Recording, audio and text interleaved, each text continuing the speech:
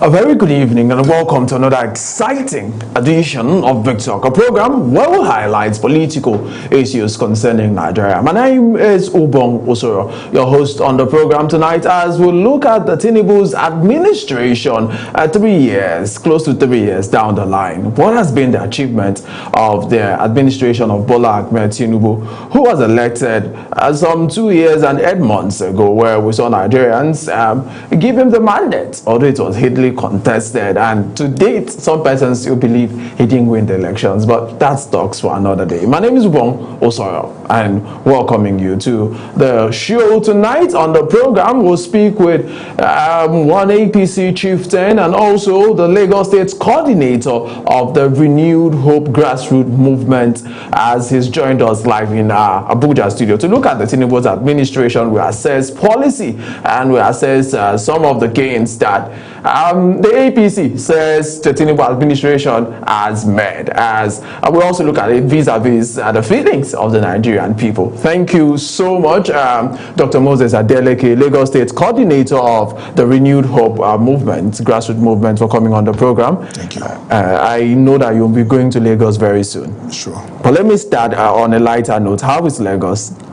Lagos is very fine, because we are feeling the impact of President Tinubu, even right at Lagos, in terms of his performances, right, in terms of his delivery. So we can say Lagos is fine. Okay, so we want to look at the impact of Tinubu's administration so far, and let's start with some of the policies. On the first day of assuming power, I remember the 23rd of May, he announced at Eagle Square here in Abuja and said subsidy is gone. And to some Nigerians, they say it was a mistake of Mr. President making that announcement without conditions to, ameliorate the pains of Nigerians. If I were in his shoes, I would take the same, I would make the same decision. Because if you look at it, as at the time it was coming in, there is virtually nothing for him to use to run the administration in terms of resources. The oil resources is gone. Most of the oil resources have been used to sort of borrow fund ahead of time, and so there was nothing coming in in terms of incomes. When you look at it at the other side, they have equally borrowed ahead of times. Even the oil revenue that we have not even earned has been used to borrow money ahead of time. So who borrowed the money? It was the same APC administration. Well, you might say like that. Government is in continuity. But if he has to come in and he has to survive, we have to go to somewhere. That's one of the first things for him. So are you blaming the Buhari's administration of failure? Everybody has his own potential and capability. I am not blaming his administration as a But was the Buhari's administration a failure? Did they fail? You wouldn't say they failed, because they also acted in line with what they met in the cover. They acted in line with what is available for them. But when you look at Tinubu now, you are talking of somebody who is an economist. You are talking of a graduate. You are talking of somebody who has worked in the World Bank. You are talking of somebody who rose from the rank in the World Bank up to the highest level as a treasurer. So you now see there must be a difference. That's so you're right. Yeah. So you have to look at the global view, vis-a-vis what do I have, what can I play with, and what can I run the administration with. So you understand? And that was why he has to show the difference between a Buhari and a Tinubu, not because one failed or one succeeded, but we are talking of an economist, somebody who sits down. Right. So one of the hits we saw was that after that announcement 2 years ago, we saw fuel prices skyrocketing from 220 to about 600, 660, 700 in some places. And common Nigerians, people like us who pay transportation to get a liter of fuel, was now over 300% increase from what it was. Did that suffering bring suffering? Did that policy bring suffering to Nigerians? And what did you hear from Nigerians from that particular policy? You do not expect some policy to come and produce immediate results same day. It's not. But we are talking about economic policy. We are talking about certain indices that goes with it. Okay. We are talking about the monetary policy. We are talking about even the day-to-day, all this cash and carry, borrow the change. You know, they live upon it. They live upon what is coming from the oil revenue. And so once the subsidy is removed, it has a lot of implication on the day-to-day running of the economy. So what we are saying in essence is that you do not expect that when things like that are changed, transportation will remain. It's not going to be possible. Transport cost will remain. It's not going to be possible. The cost of fuel will remain the same. It's not going to be possible. But we thank God, over the space of time now, we can see that things are gradually stabilizing. Things are gradually coming down. Right. So that particular fuel subsidy policy, the government of Bola Ahmed Tinubu, which you support, put enough infrastructure on ground to deal with the outcome of that particular policy statement. He made a lot of policies that are supposed to cushion the effect of the fuel subsidy removal.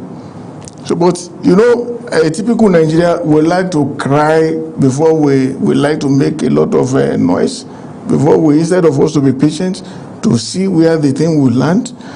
I look at it, since he removed the subsidy, he has brought in student loan policy, he brought in the student tuition fee, economy. He brought a lot of things into the economy. A lot of palliative were shared. A lot of palliative were received. But people will not tell you they are receiving this thing. People receive palliative as a result of the fuel subsidy. You know the people that receive it. I am a beneficiary. But I wasn't a beneficiary. Maybe it was for APC members. I will tell you, not because I'm APC member. All right, because I have children in the school, right, and my children could testify to the extent that it's not because they were children of somebody. That's why they were given the subsidy. Right, but let's stay. I'm very closely related to the subsidy. I just cited that as just one typical example, and there are quite very many. Sure, you understand. What about the road infrastructure? We have not spoken about infrastructure. We'll come to infrastructure. Okay. So let's look at transportation, because closely relating to subsidy removal, we saw the impact more in the transport sector. Have the government of Bola Ahmed Tinubu in these 2 years, 8 months, have the government really tackled the issue of transportation in Nigeria? They did. They brought in a lot of vehicles. They brought in a lot of luxurious buses. They brought in a lot of, assistance to all this road. Nigeria Union of Road Transport They gave them brand new buses, which they gave to them on a reduction, for them to pay on a gradual basis. And you see, if you go to the garage, you see quite a number of them, thousands of them. And overall, it's brought down the price transport costs. As you passed to my station, did you see any of those buses on the road? Yeah, because you are not living in the area where people like us live. You can't expect you can't even expect to fly bus in this your area. So don't go there. You come to my area, you see those buses. And those are in those areas where it is being needed. It's not needed there. You can tell us those areas because some Nigerians are questioning the fact that the government wasn't prepared to tackle the fallout from that subsidy removal, especially in the transport sector. Because just the last festive season, this December period, a lot of persons traveled, and you could see even airfares getting to as much as 500,000 naira in some places. You see, there's something about governance which I want you to understand. Even if the government said transportation is going to be free for everybody during festive season, I can bet you will still see a lot of these our guys. They will still want to make money out of a common person. Okay? It wasn't really as if there was problem during the last festive season, but you see a lot of people that they know how to, they have been used to all this round tripping. You know, cash in, let me make it as much as profit as I can make before the festive season goes go away. These are the people that are causing the trouble. We always have fuel, we have surplus, but you still see people, they go and buy fuel and keep. You understand? So these are the exterior effects of people speculating. When you begin to speculate on the economy, you begin to think maybe if I keep this cash at hand, it's going to go up, and then I'll make more profit. You know, it's speculation, and you can realize that immediately after the festive season, everything go back to normal again. So things are normal now in the transportation. I'm not telling you if you before you just came to Abuja. No, not really. How many normal Nigerians can afford the first let's to Abuja? Let's be honest with ourselves. Right. Some years past, some administration, is it not every season, festive season like this, you see us holding for queen up? Do you see queen our no more queue? But Chief, the first to Abuja, how many normal Nigerians can afford those fares to pay? You are not paying it to President Tinubu. You understand? It's a pure business dealing. Like I told you, when I traveled, the last time I came, I did not come by flight. I can understand that quite a lot of people, you know, some people will take 18,000, some will take 20, some will take 22. So you understand? To Lagos. No, I'm just giving you, I'm citing it as an example. Right. So you understand? So when you look at, is it not the same transport? Is it not the same distance? Is it not the same road? So when you look at it, you realize that a lot of factors comes into play to determine whether there is effective pricing. So you understand? People make take decision in order to make more profit, and it's not as if it is government that say, okay, President Tinubu say everybody should go and start paying 100,000 before you get to Abuja on a road. So you understand? But no, but you still see people who will be adamant and who will be telling you they cannot come down. Right. So one of the a very central thing, Doctor, is the issue of refineries, and we've talked about that issue time and time again. Remember in 2019 we heard reports that we have refineries operating at 30% capacity after that turnaround maintenance, and billions of naira was actually sunk into the refinery. But just the other day we heard one of our ministers saying that maybe the government will not be able to operate Nigerian refinery if we keep going the way we are. And let's talk about that. What do you think your government, President Tinubu, can do? Because it seems the whole Nigeria now is depending on Dangote refinery, and that's a private business. Why can't Nigeria walk around its refineries? We have 4 of them. Thank you so much. You know, it's not the story does not start today. It started a long time ago. There is problem in Nigeria that President Tinubu is trying to sanitize the industry, especially the oil industry. And how does it have to come into sanitize? It's because they have not been giving the president a true picture of what is going on. Well, immediately he came in, They gave him that falsified impression that if you bring so much for us, and we can bring it in. The commission refineries. We commissioned it. You understand? It was commissioned in Lagos, in Port Harcourt. All of a sudden, there was a policy somersault. The same expert, the same minister, Contractors. the same contractor. In fact, they were so ashamed they could not even wait to face Tinubu before they ran away because they couldn't deliver. Everything is not about Tinubu. Everything is not about the person who is in charge of. Our individual attitude has to change. Corruption has to go. We have to make sure that we make up our mind that we must do away with corruption. There is no government that will come in place that you will give them falsified figure, falsified information, and yet you are making money. The people that are suffering are the people that are the downstream. Okay? All right. Why is Dangote working? If they say, if the government own refinery cannot work, why is Dangote's own? Why is it working? It means there is a human element in this thing. There is a human element in operation. There is a human element that is at work, making sure that this thing will not work. And we all know it. And until we change, there's very little. But it still goes back to your president, because the buck stops at the table of the president. Yes, there are people whose names are there. We know the minister of oil. Yes, I know. Gas. Of course, I know. And that is why I'm equally speaking for him, that I'm preaching to Nigeria that we must change our ways. If our government is going to work, if policies are going to work, if money invested in turnaround maintenance is going to be truly deployed for the exact purpose to which it was meant for, attitude must change. So what are you advising? We must stop seeing government investment as an investment that must be embezzled, as an investment that must go down, as an investment that we can share. And that is why there's a lot of so many things that even Mr. President cannot tell you that people like us can say. Okay?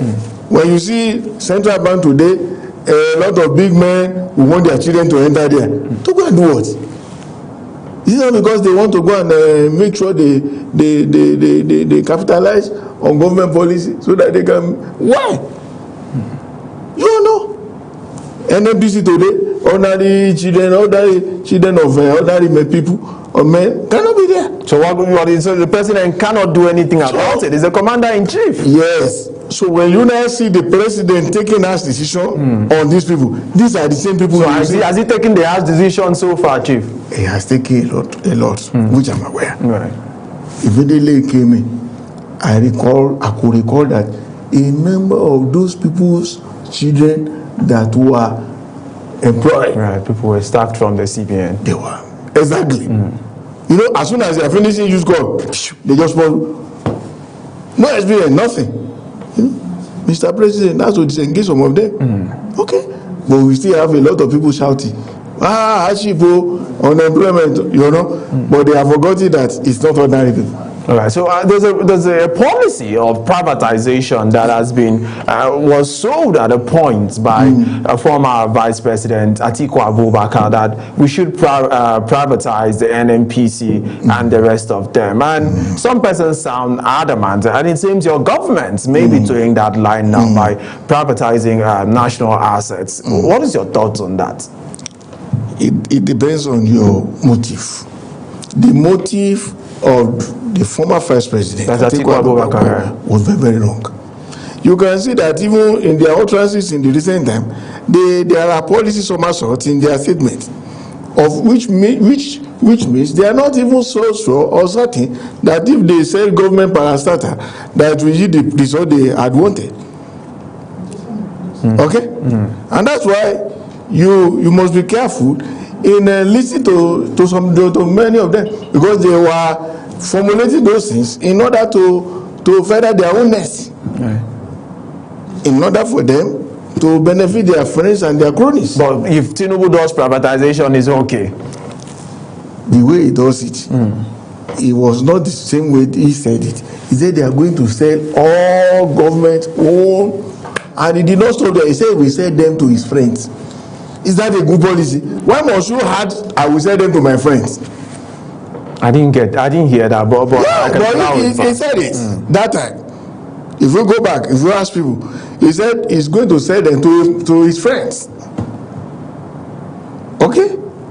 So when you see somebody who is attaching personal interest to government policy, is bound to fail. But even your president, we've seen more like having an extension of Lagos in the FCT. The commissioners who served with him, the commissioner of finance that served under President Tinubu, Wale Edu, right? Yeah, we had a commissioner, even the commissioner, a lot of the people, the commissioner of police who served with him is the IG. A lot of persons who were in the cabinet in Lagos are now serving as federal ministers. Or the other the people who serve with him in Lagos are now serving with him in Abuja. And some persons have said it seems that there's been a transfer of people from Lagos to Abuja. I like that you respond to that. That is very, very, if I were you, you will only use a tested hand, proven hand. What makes Lagos to work, you should be able to employ it to make sure that it works at the federal level. And that's why you find the Cardoso at the central bank today, and you can see a lot of even World Bank have been testified that we are coming out of the wood. Okay?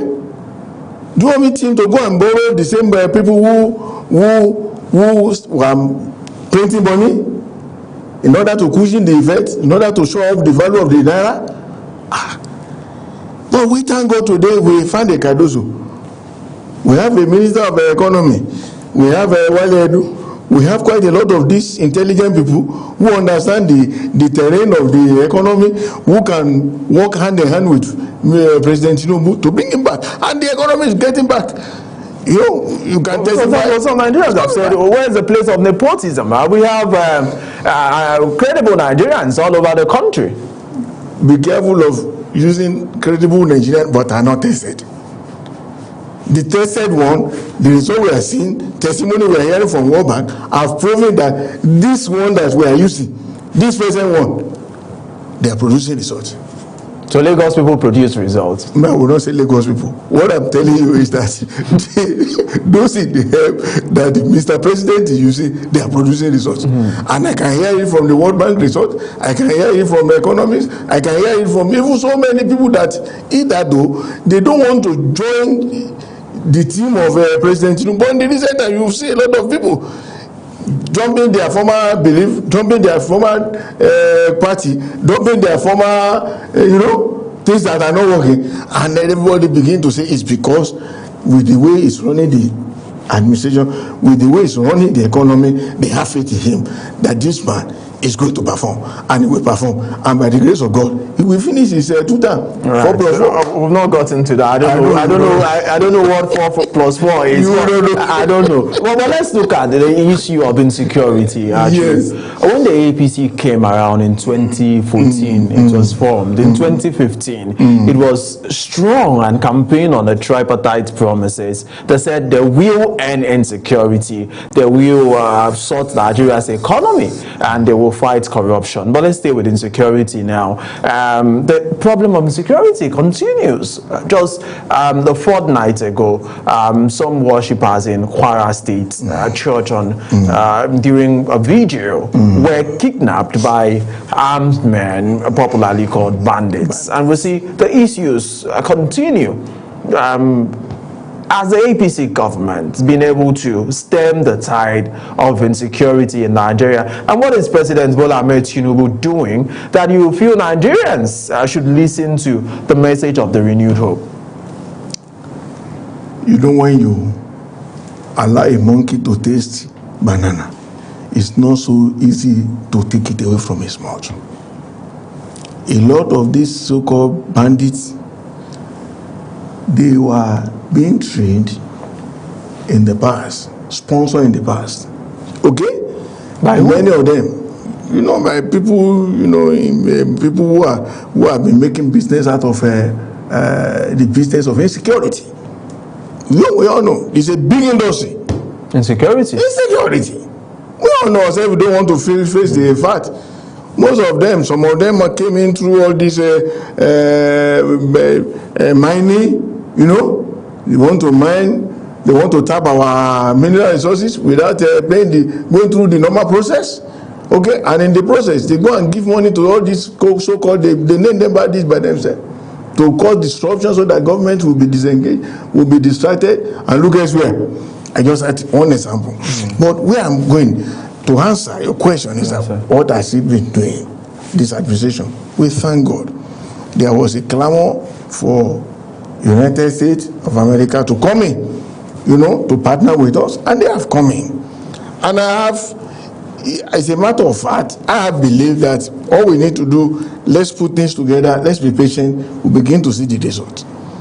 Because when you see a higher firepower, I don't believe there's a bandit that can operate and overcome an international force. You know, it's been done in the past. ISIS, you all know, it was a global warfare before they were dislodged in Iraq, and but to the glory of God, they were dislodged. And I believe we're going to dislodge them away from Nigeria, from wherever they came from. So Nigerians should be hopeful that our president... We should be hopeful. So has the president been on top of the security? On top of the situation. Because we are making the right step. You know, initially people are saying, oh, if we bring in America, America will take Nigeria away from America with this. No, they are not interested. And when they came in, you can see they came in on partnership basis. They didn't come in as on that superiority fact, you know, point that maybe we are coming to take their sovereignty from them. No, it's to partner with us so that we can have peace in all those troubles. So is it fair now? Is it fair that the APC campaigned saying we will stop insecurity in Nigeria in 2015, and now the APC government is saying Nigerians should be patient? Is it fair? Because the PDP said same, we should be patient. The messaging wasn't... Yeah, I got your point. It's not the same day that America comes in that you get the result. And they will stay to settle them first. It's just like all these policies that we are saying that have been applying to the economy. You know, printing of naira, you know, shoring of dollar, whatever. You know, printing more currency in order to reduce, which we all know are not working. You understand? But in the past, that was the same method they kept on repeating. And you cannot repeat the same method every day in, day out, and be expecting different results. It's just pure madness. Right. So that's right now. Yeah. So what we can say is that we are not expecting the American government just to come in and start shooting sporadically just because we want to see results. No, there's going to be deliberate policy. There's going to be deliberate itemizing of areas, the troublesome area, those who are sponsoring them, those who are benefiting from them, those who are benefiting from the business of insecurity. You understand? That's why we you know, the business of government require policy, require patience. I can't come here and tell anybody and say, oh no, tomorrow, because I'm a supporter of President Tinubu, you won't see insecurity again. No, we are not the one that put them there. Right. So just before we go for our first break, I like that you talk about this question where some persons feel there's been some sort of nepotism in the government of Tinubu. Do you feel so too? I don't feel so. And the reason why I don't feel so is that you have to use your best 11. It's like if I have opportunity to send players to the World Cup and I have proven hands that I know will fetch me result, I don't care. They may come from the north, they may come from the south. So you understand? The result is what matters most. Okay? I don't want to waste my own period of time they have given me to rule, be testing hand. So you understand? But if I have proven hand, proven people on ground, why don't I use them to get me results? And I've been getting the results. And it has been proven international wise. I have testimony from the World Bank that what this man is doing is working. But we like talking about what of course, the latest World Bank ranking and report said, Nigeria's economy is improving. Good. But they also said that there's a lot of poverty in Nigeria. We are not highlighting the poverty part. We're looking at where they said the economy is improving. good. We have to start from somewhere. But there's a lot of It's poverty. improving. The poverty was there before. So you understand? If they say it is improving, it is in the process of that improvement that the poverty itself will go.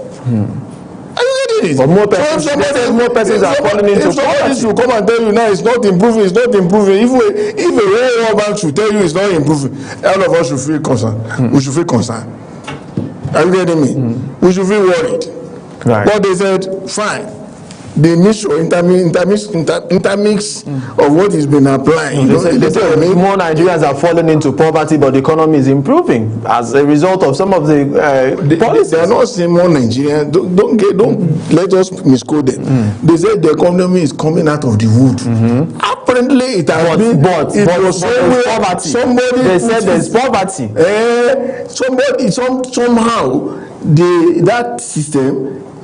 And I want to choose my word carefully. Right. That somebody somewhere before put the APC is part of those persons that don't let you but the APC were in power for 8 years. But let's go for a short break, Dr. Adeleke. And when we come back, you keep telling us about the policies of Tinubu's administration. Stay with us, people. This is Big Talk.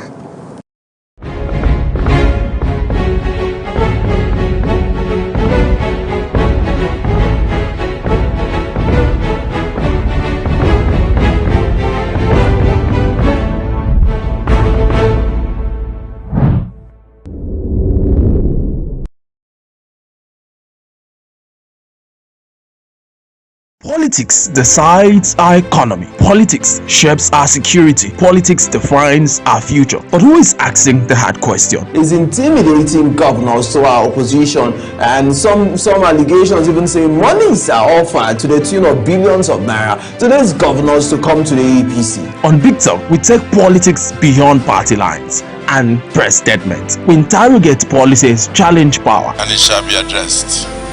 And demand accountability from those who govern, from the presidency to the National Assembly, from state governments to grassroots politics. We break down the decisions that affect your daily life. No propaganda, no political comfort zone, just facts, context, and fearless conversations. Big Talk is where leaders explain, analysts dissect, and the people understand. 2015 elections were not held. They are doing rigging. Don't just watch politics, question it. Tune in to Big Talk on Global Television every weekday from 7 p.m. to 8 p.m. Join the conversation.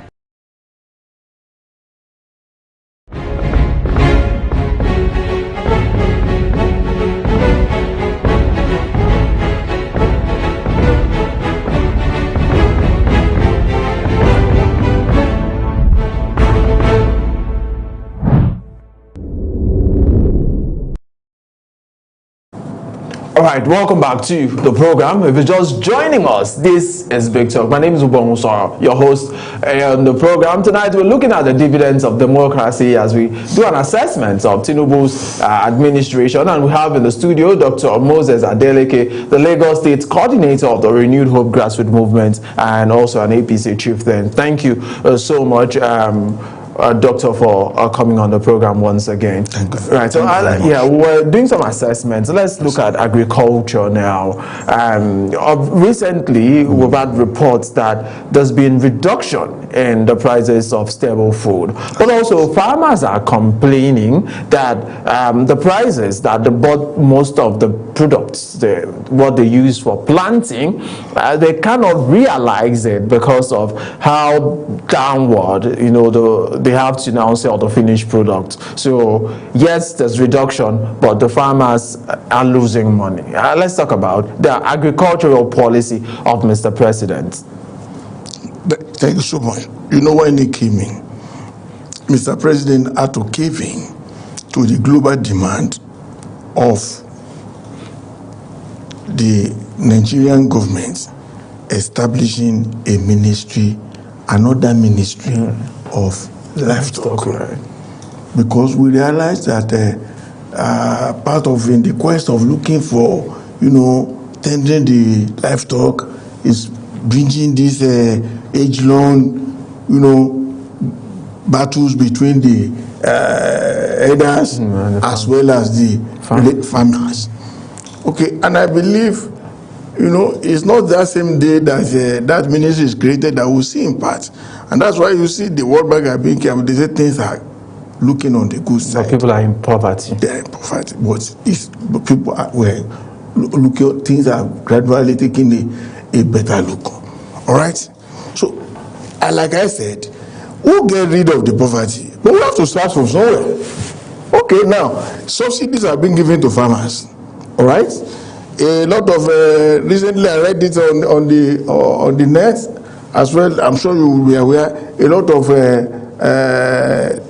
these farm implements were brought in by this administration to help the farmer to plant crop at a reduced rate. Okay, people will not talk about that one for now. People will not talk, but it's out of this same subsidy that was removed, the gains that were plowed into agric, so that when farm implements are subsidized, food will become cheaper, and then the price will come down. So these are part of the policies that silently this administration have been put into place, that with time we are going to be seeing the results. We are going to be feeling the impact of the results. Right. So away from just saying let's give to farmers, subsistence farming, some persons have talked about, like, for instance, in the US, they have just 3% of their population who's into farming, but you know, they have surplus, food surplus. But in Nigeria, over 60% of Nigerians on paper say they are farmers, but we do not, you know, our food sufficiency is still very far from us. Yeah, we'll get there. Rome is not built in a day. Why that we'll get there is that, look at, as of today now, how many people are volunteer or rather ready to volunteer to go into farming. Okay, or let me put it this way again. This administration, in the last 3 to 6 months, I was able to read the agri policy, where they are already, you know, getting into direct marketing. Okay, you know, some of the state governments are equally establishing marketing, you know, corporations, so that the surplus that are being deployed from the farm can be kept somewhere. These are some of the reasons why we are not having surplus before. During the time of harvest, when there's plenty, there will be plenty harvest, but nobody bothers to buy it. So, but when government establish a commodity board, the commodity board can buy at the time of surplus and sell it at the time of scarcity. And so that way, we'll be able to feed the nation. These are the same system that all those developed world are using to regulate their economy. Okay?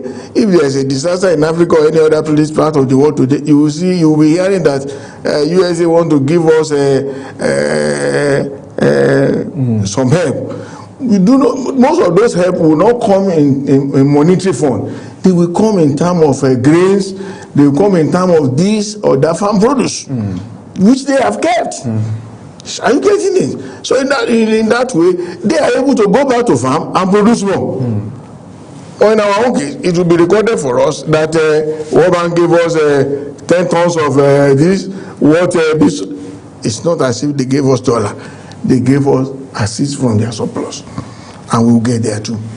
Right. By the time we also learn to manage our time of surplus so that we can survive in the time of scarcity, we'll get there. All right, so another thing is, let's look at opposition politics now. It's gathering. We see the ADC, you are a member of the APC, but the African Democratic Congress is looking like a lot of Nigerians are queuing towards that party. We saw Peter Obi in 2023 was able to gather 6 million votes. First time entry into a presidential race, contesting as a candidate. And now Peter Obi and Alhaji Atiku Abubakar, who got 8 million votes in that particular election, are in the same party. Are you bothered that with the caliber of people we have in the opposition, the message of renewed hope may not be heard, especially into the rural communities? Thank you so much. I want to let you know that all those, we don't have genuine opposition in Nigeria today. No opposition in Nigeria? Genuine. Okay, underline. right. We don't have. Many of them, if you look at the policy that brought them into the opposition, they are already somersaulting. In other words, they don't have a principle. And that's why you see a lot of them, they are crossing over. Okay? Because they are not certain, they are not sure of the policy, their own policy. They don't. I'll give you an example. Okay, you said Obi was able to gather about 6 million food, whatever. Where did he put those food today? He has taken them to ADC. All right?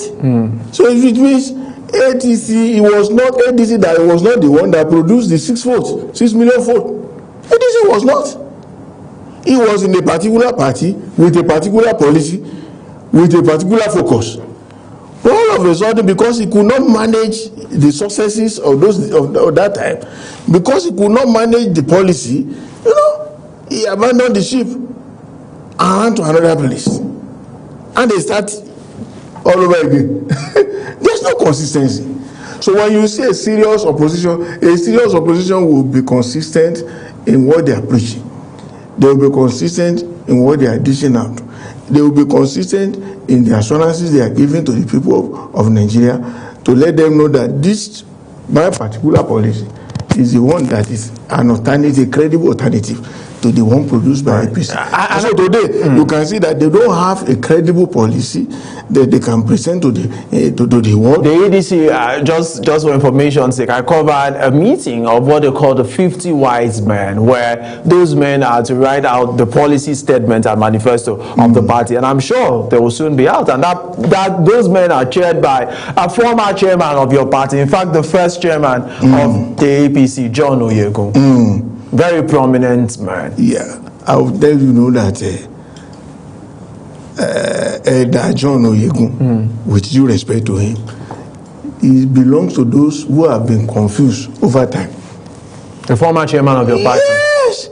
He's confused. When you look at his contemporary that started with him, the Oshiomhole and of this world and the rest of them, if you put them together side by side, they will let you know that he's confused. Because when you see somebody who just doesn't make a somersault of policy, in America today, when you see somebody who they say they call the Republican or Democrat, they don't change overnight. Okay? They don't change overnight, and that is what makes a nation. That's what makes a policy. But when you see people that a little discomfort, a little bit of pain, a little bit of if I can't have it, you can't have it. So you are saying that John Oyegun, very respected first chairman of your party, go and ask him why did he leave. You tell me, why did he leave your party? You are the one, we all know. Me, I know why he left the place. You tell us, why did he leave your party? I have said it now. I said inconsistency in policy. Inconsistency. In character, we know the little he has achieved in that party. If I am in his shoe, I will not leave. There has been a leader in this country sometimes ago that said if Tinubu enter, he will run away to another country. But he did not go. That's I don't mention it. He stays in Lagos. No, I don't know. No, he stays in Lagos. I don't want to mention it. But I'm just telling you that sometimes some people make policy that they cannot stay with. Even the same. But your party accepts people. But your party accepts people that have made politics somersaults. Daniel Bwala is serving as one of the communication head of your president, and you know a lot of things about him. He said Reno Mokri and a lot of other people, and your party accepts them. Your party principle. Wait. Because why we accept them is that when somebody confesses that he has made mistake in the past, you forgive them. Come to APC, your sins are forgiven. Is that what you are saying? I didn't say so. But one time Obi was not in APC when he said over his dead body will he change from APGA to PDP. It changed. It's not APC that changed. We have statements that your president once said he does not believe in one Nigeria. Have you seen that statement? There's a platform. There's a reason why he said that. So there must have been a reason Obi said he will never leave APGA. No. Somebody that went to the extent of even causing himself that if he should leave APGA, let this and this happens to him, and he left APGA to BDP. He did not even sit down, settle down so much before he left the same PDP. He left the same PDP, formed another party, 6 million ovation, and before you know what, he's already thinking of colluding with another opposition, and which you know very well, and you know and I know it will not work. The ADC will not work. It will not work. It's a right. So we are running out of time. It's an association of Doctor, I have a lot of questions. We are running out of time. Okay. I'd like to ask you now. There's a topic a lot of Nigerians are talking about, that your party, the APC, is prosecuting and persecuting people who have a political, do not align disagreements with your party. People like Senator Aminu Tambo, people like Malami and the rest of them who do not agree with your party. And even today, Malam Nasri El-Rufai was shouting that he was about to be arrested. Is your party going against people who are not supporting your party? If I must tell you, they are just noisemaker. Nigeria is free and fair today for any opposition. Rufai should not be the one shouting persecution. I mean, that should not. Who is persecuting him? If he's being persecuted, will he stay in that his mansion where he's living? I mean, that forget. They are just looking for sympathy. You all know what the enormity of his what he has committed against all people in Kaduna. So what did he do? You want to go and read what is CBL or whatever. Most of these people wrote about him, what he did, the insurrection he caused.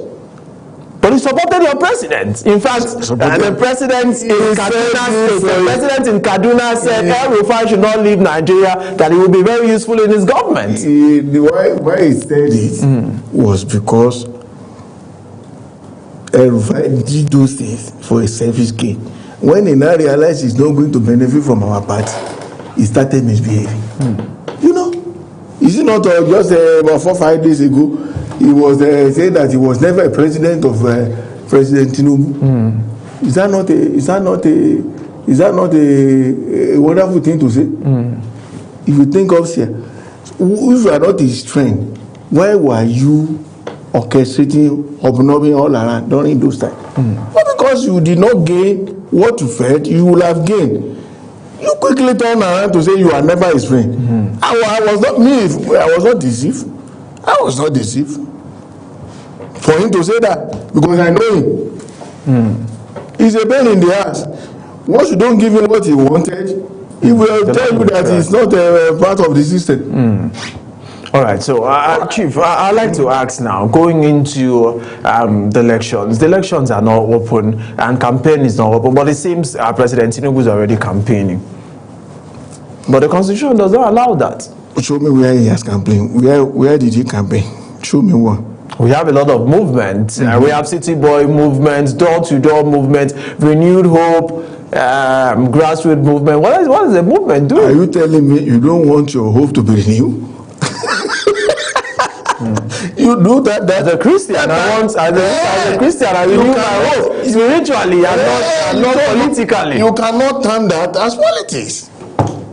Renewed Hope movement is not politics. You cannot stamp that as when you said they have started campaigning.